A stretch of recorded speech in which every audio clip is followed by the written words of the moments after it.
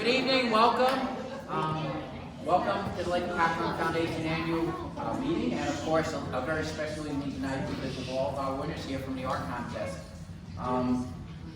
Before I bring on the real reason for the evening tonight, which is Kyle, to kind of give you a report of our organization and also talk about our art winners, I just want to thank you all, board members, staff, volunteers, and just supporters that are in the room. As we start on our second decade, really now, we've been around a little bit. Kyle's going to give you a whole bunch of information on the programs that hopefully will really explain why we exist. And if you will, our legacy programs. I just wanted to comment on why we exist as an organization beyond that, just for a couple of minutes, because one of the big discussions we had 11 years ago was, what do we hope to accomplish with the Lake Hopatcong Foundation? And it was always to be more than just an environmental organization. And we wanted to just really make the community better. We wanted people to have a sense of what it was like to be from Lake Hopatcong and to be happy about that.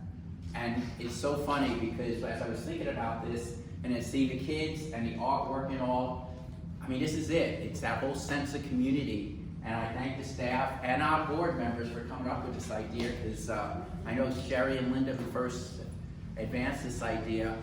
And it is. It's like, you know, too often these days we're blue or we're red or something, and you just want to be a community. And I really, you know, can't say enough, and I thank you all for being here. I thank the participants in this art contest, and it's just a really nice night to say you're from Lake Hopatcong. So with that, Kyle, take it away. Thanks very much. And thank you all for coming. I'll try to be a little faster than Marty. But we're going to start by congratulating all of our dive-in art contest winners. There's an overwhelming amount of submissions. If you look around the room, I think we're up to over 170 submissions, which is more than we could have hoped for. And we're here tonight to congratulate our winners, and really thanks to Linda Karpiak and Sherry Salamanca from our board for this was their brainchild, their idea. They did a lot of the heavy lifting to get this going, along with Caitlin, our development director here. So what we're going to do is I'm going to individually acknowledge all 8 of our winners. And so we'll start with, in our first age category in grades 1 to 2, our second place winner is Xander B. with his artwork, Lake Hopatcong.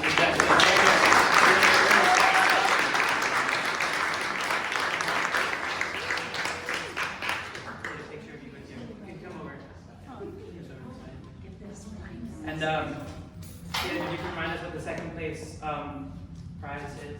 It is a $25 gift card to Michael's, and also last minute compliments of Hellrick's framing. You get a $25 gift card if you want to get your artwork framed. So thanks to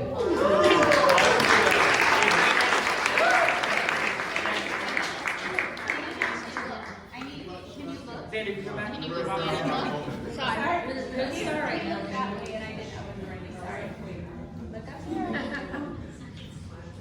Thank you. Congratulations, Xander. And in first place, we have Jeremy with his artwork, So Much Fun with Each Other at a Lake Like No Other. Jeremy.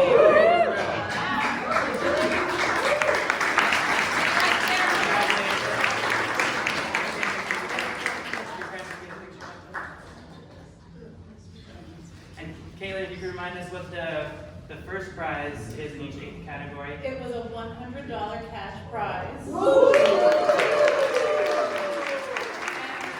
also thanks to Hellrick's framing, you have a $25 gift card if you want to get your artwork framed. So congratulations.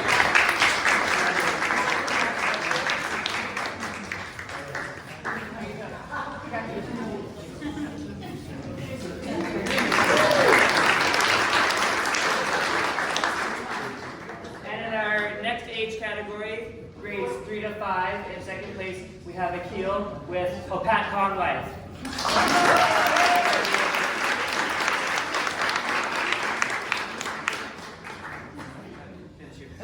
One more second.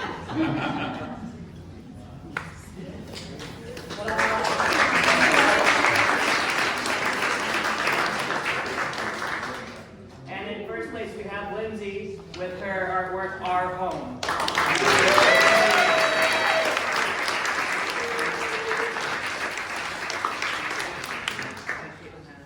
Congratulations.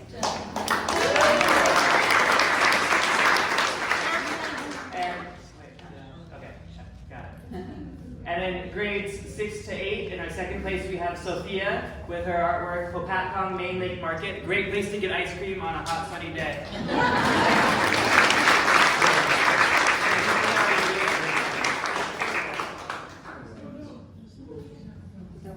All right.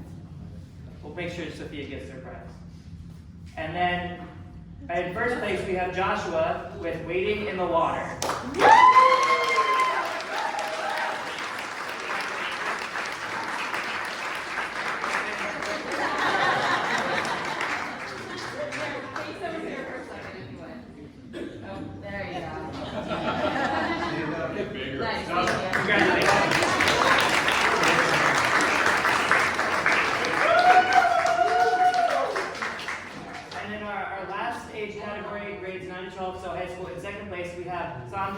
With Volleyball on the Lake.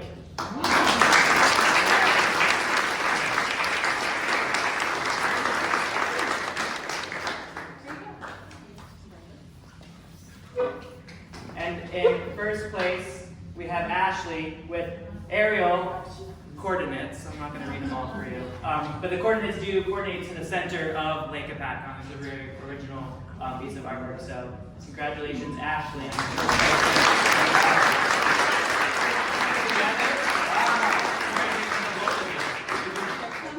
Ayush and Ashley worked on this artwork together, so they're both accepting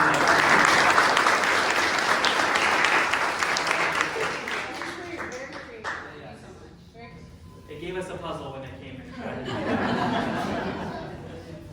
So that is our art contest winners. Again, we appreciate all of your artwork, and if you, after the annual meeting, if you stick around through the rest of my presentation that goes into more of what the foundation is doing, please feel free to walk around and look at all the artwork. And also, the building will be open during the week for the rest of the month. All the artwork will remain up if you want to come by and take a look.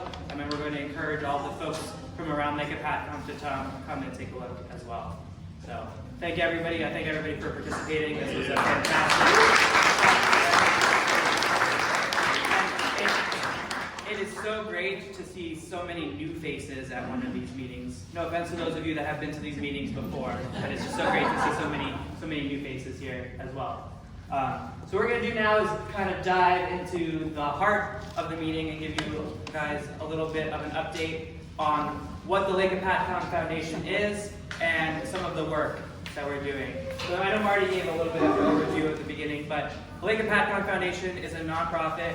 We're 11-year-old this year, and our mission is that we dedicate ourselves to protecting the lake environment and enhancing the lake experience, bringing together public and private resources to encourage a culture of sustainability and stewardship on and around New Jersey's largest lake for this and future generations. We want to make sure Lake Hopatcong is the best it can be for as long as it can be. And so Lake Hopatcong is New Jersey's largest lake. There's a great aerial imagery of it right there if you're not too familiar with the lake. But we accomplish this through programs in 4 key pillars: environment, education, community, and advocacy. And later on in the presentation, I'm going to go over some of the programs we run under each of these pillars. But I would like to start by recognizing the staff that makes all of this happen, the work at the foundation. So there's myself. We have in the back over there, Donna. Stand up. Donna McCallum, who's our Grants and Programs Director, celebrating 10 years with the foundation this year. In the back again, we have Holly Odgers, our Communications Director.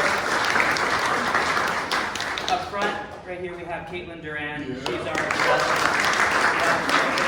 And you also probably recognize Michaela. She's one of our program interns. She's been with us for a little more than a year now. It's great to have her. We also have 2 additional interns, Craig Swanson and Rose Stiletto. Craig is from Bloomsburg University, and Rose is from Rochester Institute of Technology, interning with us a little bit over the summer, helping out with our field trip program and such. The other bit that makes the foundation tick is our board of trustees. We have a great group. These are all volunteers, and they're dedicated to helping this place run. So I know we have a few of them in the room today. We have our board chair, Marty, who you saw at the beginning. Our board secretary, Linda Karpiak, right up here in the front. If you want to give a... Jimmy Leffler in the back, over there. And Leon Moreau is also in the back. Welcoming this year Terry Kirkflew and Leon Moreau to our board. They're two new board members, which unfortunately means 2 board members stepped off this year. So we want to give a big thank you to Rich Romeo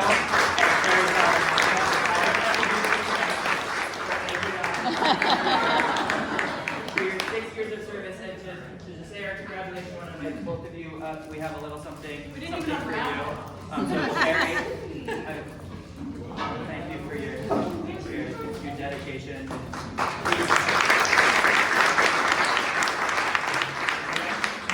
You can stay there for a second if you want. Thank you both.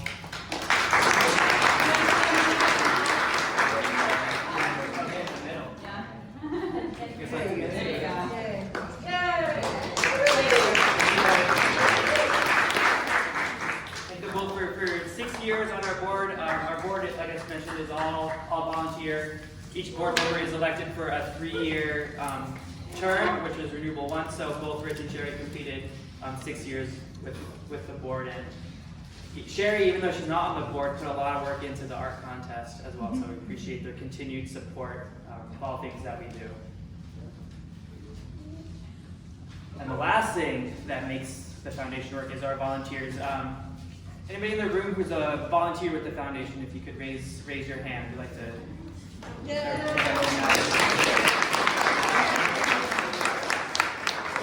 we saw the slide of the staff. There's 4.5 of us if you count when counting Michaela. She doesn't work full time with us. But you'll see later on we do a whole heck of a lot of work.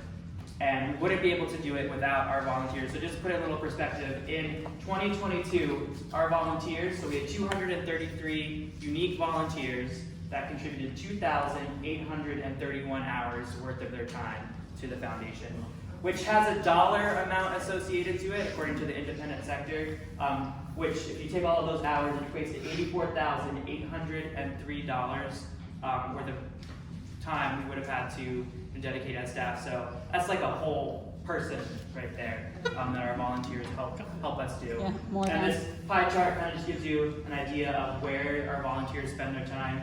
The vast majority is with our education program, about 42% of those hours coming from our education program. And the next biggest thing being our community, which is mostly our block party.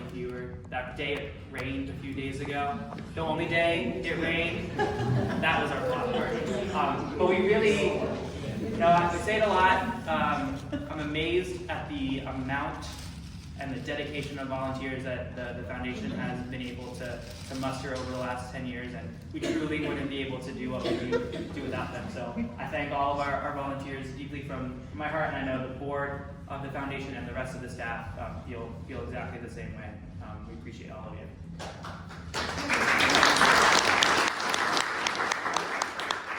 Now, some of the more boring stuff. I'm just kidding. The finances of the foundation. Going over, these are our 2022 finances. These are unaudited numbers. Our 2022 audit is in progress, but we have a strong balance sheet with about $2.76 million in assets, which includes $642,000 in cash and $138,000 in receivables. Those receivables being restoration of this train station and grants where we have to put up the money first and get reimbursed from that. We're almost done with restoration. I'm sure if you were here last year, you noticed the door was new, but you couldn't use it, and now you can use it. And then new patio, and we're working on finishing a few things with a new electronic sign and a storage facility to help us put all of our programs together. And then the remaining $1.98 million is this building, the train station, and the renovation we put in here, and our floating classroom on the lake. And in 2022, we brought in about $692,000 in revenue. with expenses of approximately $602,000.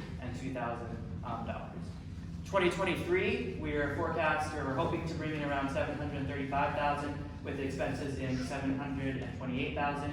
Our cash position remains strong, and our board is working to set up reserves to be established for the expansion of our program areas, such as anticipated water quality projects around the lake, lake restoration projects, and long-term education expenses. Anybody that has owned a boat, you know it's very expensive to maintain one of those things. And currently, through April 2023, we brought in approximately $221,000. And this pie chart kind of shows the differences of where we get some of our money. Contributions, we're a membership-based group. It's almost $200,000 of our income and fundraising as well. And grants and our program initiative. Last year, we had a unique thing. If you're a local here, you know that they're supposed to be replacing this landing road bridge any day now. They finally started tearing down the building, so we're making progress. But with that, we had to lose a corner of our parking lot. So where our large sign is that says Lake Hopatcong Foundation is actually coming down, and we had to sell the county a portion of our parking lot. So about $64,000 there. We had no choice in selling it, but we're hoping to get a nice electronic sign out of it. So overall, the foundation is in a good financial state. And last year, 2022, we celebrated our 10-year anniversary as a foundation. And these are just a few highlights. We're celebrating 10 years. We educated 1,300 students on our floating classroom, installed 9 floating wetland islands. We had 5 corporate groups come out and do stewardship projects around the lake. And one corporate group came out, they loved it so much, they came out twice. We increased our number of lakefront properties with our Be Safe dock numbers to about 45%. We had 3,500 people attend our block party. We pulled 115 invasive water chestnuts from the lake. That's a volunteer program that we run. And we won 1 Governor's Environmental Excellence Award in environmental education. Overall, it was a great way to celebrate 10 years as an organization, and looking forward to the next 10 years. And what we're going to do now is just kind of quickly go over each of our pillar areas and tell you a little bit more about some of the projects we're doing and some of the projects we hope to be doing. The first one being the environment. This year, we implemented a shrink wrap recycling program around Lake Hopatcong. This year is a pilot program working mostly with just marina owners around the lake, but a few years ago, through the county, there had been a shrink wrap recycling program based at Elise County Park, where everybody could bring their shrink wrap from winter storage of their boats, and then grant funding ran out for that program, and so it stopped existing. And the board last year tasked me with figuring out how to bring that program back because they hated seeing all of that plastic waste go into our landfills. So we worked hard in partnership with Morris County Municipal Utilities Authority, Roxbury Township, and Mount Arlington Borough especially. We found a company that was willing to provide us containers for free to collect all of the shrink wrap, and they would take them away. It's a recycling company based out of Pennsylvania. And in their facility, they melt down all of the plastic into little chips that gets then sold to different manufacturing companies where their plastic is reused and made into something new. We filled 6 containers, or 30-yard containers full of material this year, and we're hoping to expand this program in the future to not be just marina owners, but letting homeowners around the lake drop off their shrink wrap. It was a great collaborative program, and we're looking forward to the success of that in the future. Last year, we installed floating islands in Landing Channel and in Ashley Cove on Lake Hopatcong in partnership with the Lake Hopatcong Commission, which is the more official state agency around the lake. We partnered together, and we're fortunate to have Colleen Lyons from the commission in the room today. She's in the back waving her hand. These floating islands are planted with all native vegetation, and their roots help take up nutrients from the lake. And everybody thinks back to 2019 and the harmful algal bloom. We like to remove as much nutrients coming into the lake as possible to prevent those from happening again. Speaking of removing nutrients, Goose Management.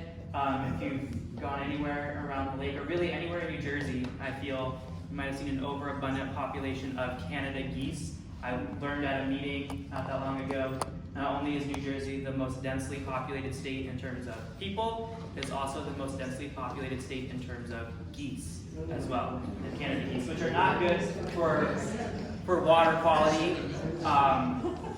So I think it's like 4 geese produce as much waste as like 1 failing septic system around the lake and phosphorus entering the lake a day. So they're not good. So in partnership with the commission, we started an USDA, an egg addling program around the lake to help keep the goose population kind of stable. And I think they addled somewhere around 140 eggs this year. We also embarked on a trout study in coordination with again, the commission and the Knee Deep Club on the lake. We're stocked 1,000 tagged brown trout, really to monitor where they're going and see if they're holding over and if there's great trout habitat in the lake. We're currently in our 2nd year of the study. The way the study worked is with the tagged trout, we were asking fishermen if they caught a fish that was tagged to report it, and they could be entered in to win a $100 Visa gift card. Last year, I think we had about 14 reported trout, and this year, in the 2nd year of the study, we're well over 45 tagged trout. So the project is catching steam, and if you think about how last summer was super hot and dry, and this winter was very mild. We saw no ice over on the lake. It's very critical we understand how these changes in our climate are affecting the species that call the lake home. We also have been working on some NIFWIF projects, so it's National Fish and Wildlife Foundation projects, in partnership with the grant. I'm just gonna, anytime I say in partnership, it's the commission. Alright, so I don't have to keep saying it over and over again.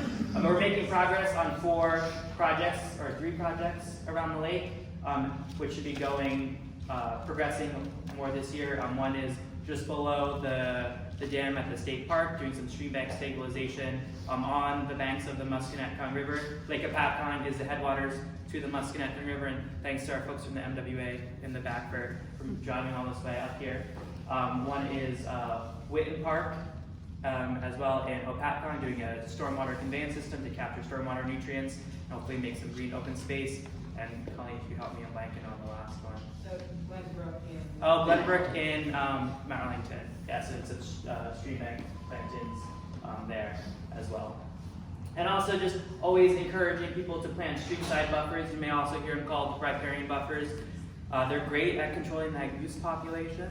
Geese like to feel safe, so if you have a lot of native vegetation between your house and the lake, you're not as likely to get geese landing on your property, and they also help infiltrate stormwater runoff.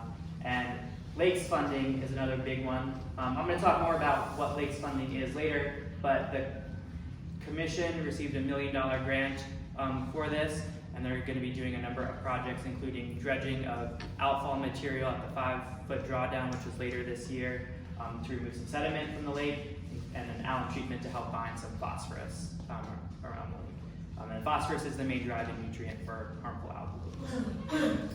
But these last 4 that are bolded, when Holly was reviewing my presentation, she's like, why are those ones bolded?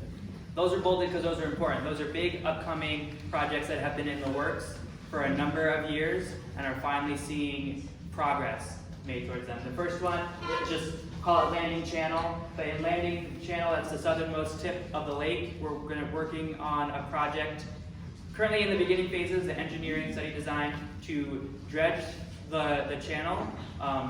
And there once was an island in the center of the channel called Floating Island. And over the years, the island has kind of started to disappear. It's no longer there. Now if you look out, there's like a tree here, a tree there. And the channel has become full of sediment. Not a lot of boats can make their way down there unless they're little small pontoon boats. But our floating classroom can't make it down there. The Miss Lotta can't make it down there. So the large boats can't make it down there. So we're looking at excavating and removing that dredged material, that's sediment from the bottom of the lake, and remaking Floating Island, reconstituting Floating Island, beneficial habitat, recreating wetland habitat for a lot of different species around the lake. So again, very early stages in the planning. We recently received a grant from the Highlands Council to begin the engineering and study design for this, figure out exactly what needs to happen to make the project go forward, and after that we'll be seeking funding to actually implement the project. We're really creating some nice habitat around the lake. We're also working to figure out how to install a large-scale aeration system. This aeration system would cover actually 900 acres in the main lake, so the main area of the lake, to help fight harmful algal blooms. What it would do is kind of lock all of that nutrients down at the bottom of the lake, that phosphorus, so it's not available for algae to use in its growth. Again, we received a grant from the Highlands Council for the engineering study design.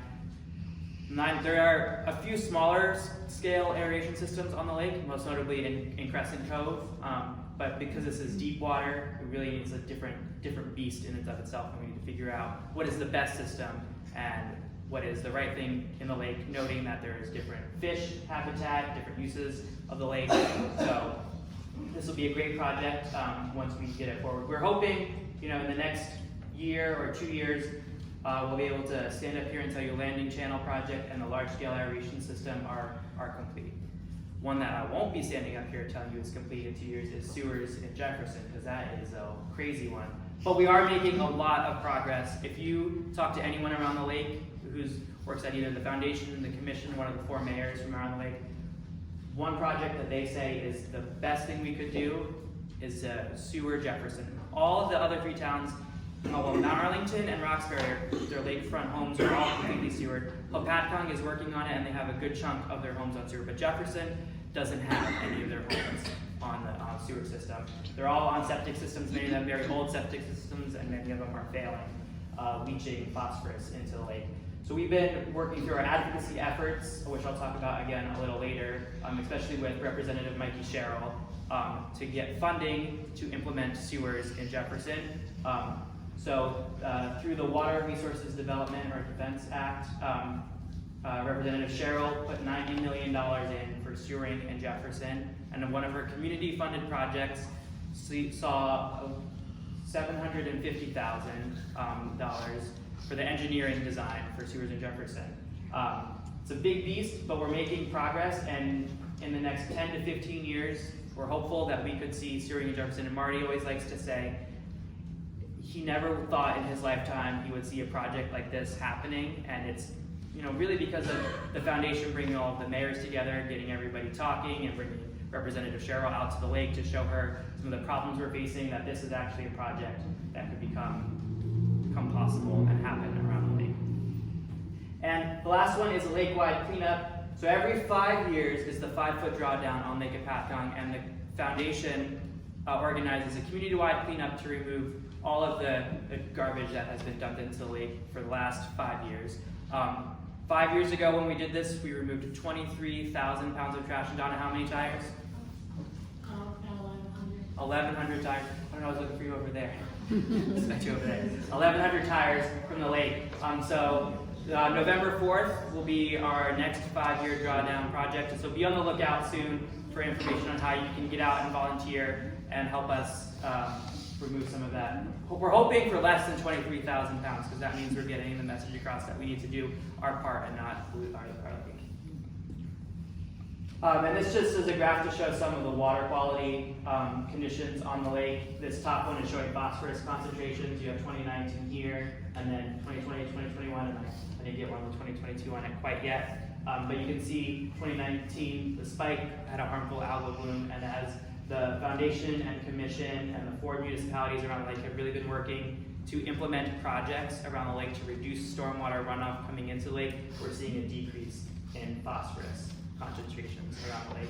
And then this bottom one just shows surface temperature, which I think everybody can figure out. It is getting hotter out there. So I've been seeing this winter was the first one. We haven't seen ice on the lake in I don't know how long. So just something that we're monitoring.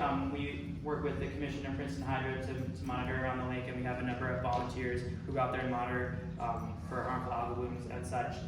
Just we're watching these trends, and we're hopeful that we're heading in the right direction with the projects that we implement. The data we collect helps us determine what projects we think need to be implemented and when. And my favorite thing we do, our next one, education. We run a very successful field trip program on the lake. If you heard me at the beginning, we won a Governor's Environmental Excellence Award for environmental education, educator-led, which is very exciting. So if you're a field trip volunteer, you want to raise your hand? I know we have at least a few in the room here. So those are the ones where with almost 50% of our volunteer efforts come from our education team. In 2022, we saw 1,300 students from 25 schools in 5 counties come out to our field trip program. And that's after a 2-year hiatus due to the COVID pandemic, which is very exciting to see those numbers coming back, of students coming back. And this year, happy to say, we have 1,600 students from 30 schools in 6 counties coming to the program. This is over 15 days. I don't know why my computer's making noise today. 15 days, it's a great program. We get students out, they go on our floating classroom, and they get to look at phytoplankton and zooplankton under microscopes and test meters, look at temperature of the water, pH. We bring them into the river to look at macroinvertebrates. Macroinvertebrates can tell you a lot about the health of a stream. They also get to go on a discovery hike and learn a little bit about forest ecology, and then the last station that they go through is a model of a landscape, so we can actually show them how human interaction on land has an impact on water quality, and how we can begin to think about what can we do differently as stewards of our land, as people living here, to improve water quality. And if that sounds like a lot of fun to you and you want to experience a little bit of it yourself, even if you're not in 4th or 5th grade, on Mondays, starting the first Monday after 4th of July, we offer public eco cruises on the lake where you get to do a little bit of this yourself. And they're open to anyone. Anybody can purchase a ticket. The boat is docked at Hopatcong State Park. Park entry is free this year, so you don't even have to pay to park. And you get to come out. Last year we hosted 8 eco cruises. All of them were sold out, and we did a few special 3 history cruises as well with our lake historian Marty Kane giving us a narrative history. So our education program, we're hoping in the future to expand this program, include fall programming and high school programming, and just make this, program the best we can be, and we wouldn't be able to do it without all of those volunteers. And community, bringing the community together around Lake Hopatcong. Our biggest community event is our block party. I heard you mentioned at the beginning, it just happened to be the one day it rained. I'd like to thank Lee Moreau in the back who helped.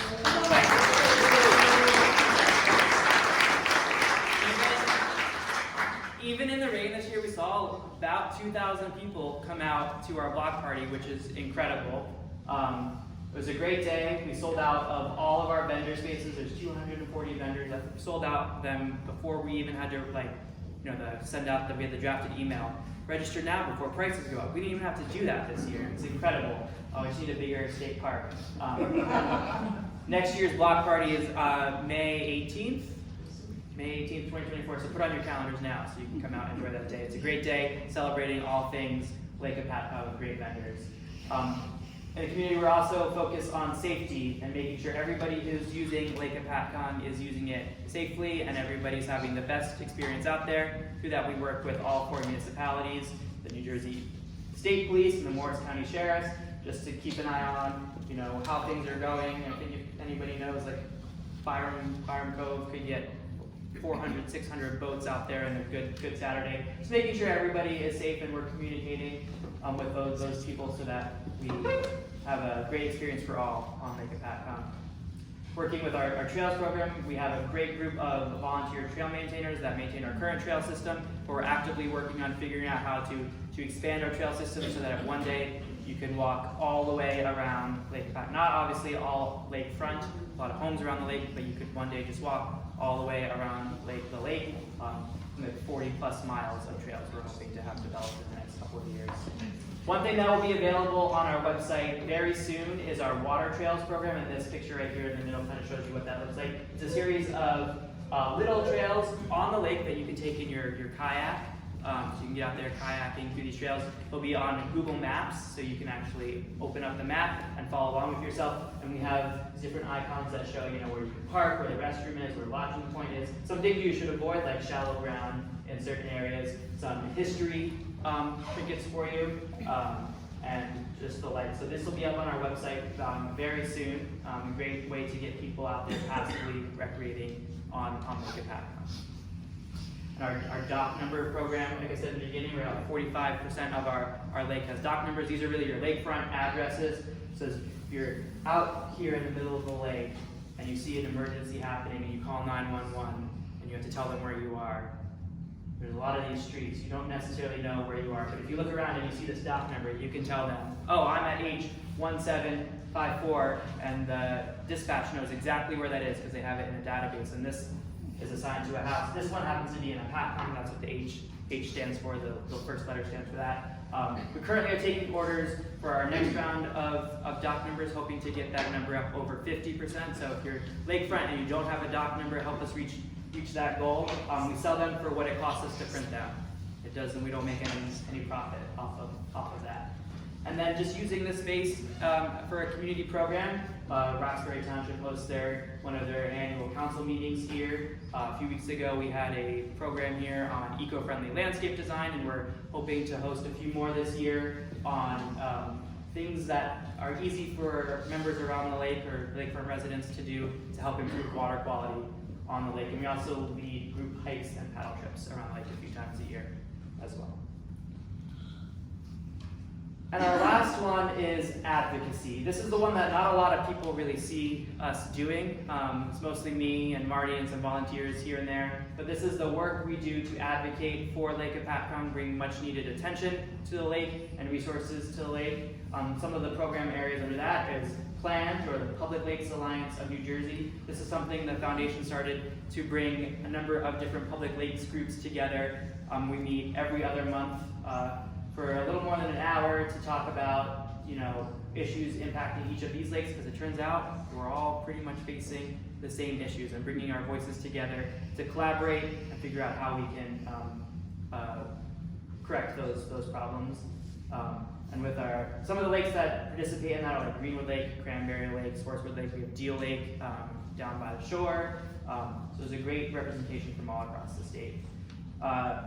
Every other month, we bring all 4 mayors together to have a meeting, where the only focus on each of those mayors' minds is Lake Hopatcong and issues impacting Lake Hopatcong and how we can move those forward. A number of those projects in the environment side that I mentioned are only happening as a direct result of those mayors' meetings happening and getting the mayors to really talk to each other and recognize how important it is that we protect Lake Hopatcong.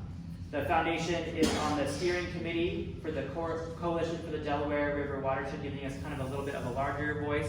That's a group that brings together, I think there's over 85 different nonprofits that are all based in the Delaware River Watershed, working on similar issues, environmental issues, together to advocate for funding for the whole Delaware River basin, much like the Chesapeake has.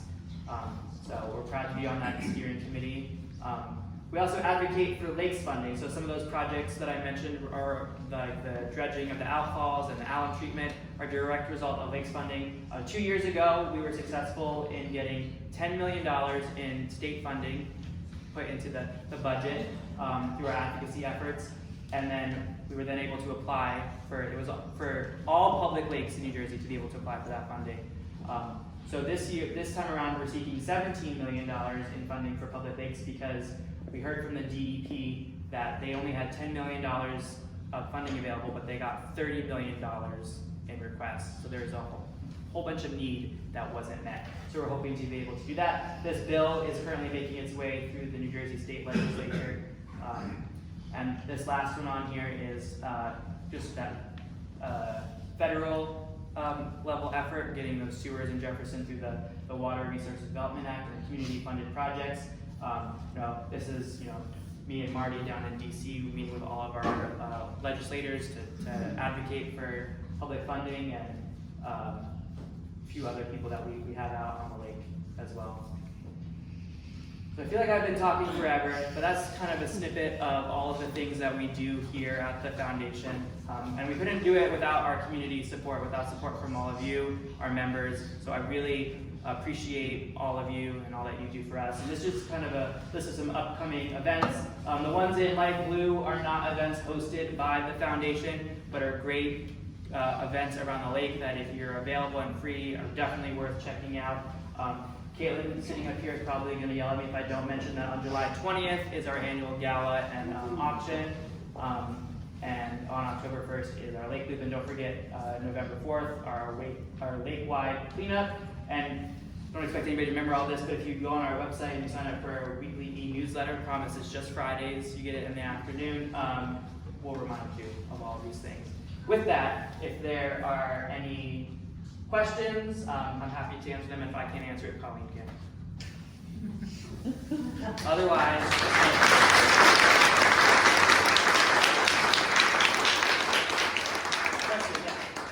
How's the weed harvesting going? oh, see, that's why I invited Colleen.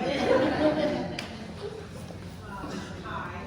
So I'm an administrator for the Lake Hopatcong Commission. We run the harvesting program in our second year, taking over from the DEP. We have a more or less a full crew out harvesting 5 days a week, depending on weather. So they've already harvested the landing channel around the state park or up around Cape Town and continue to move north throughout the season.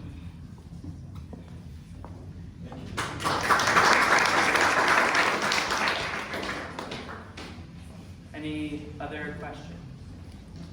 And then I was just informed that our last winner of the art contest arrived a little bit late, so we'd like to recognize them. So if that is you, could you please come up here and join us.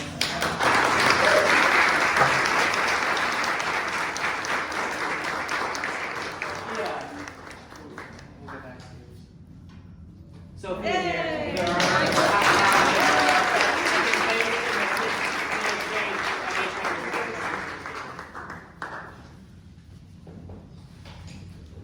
Nice job.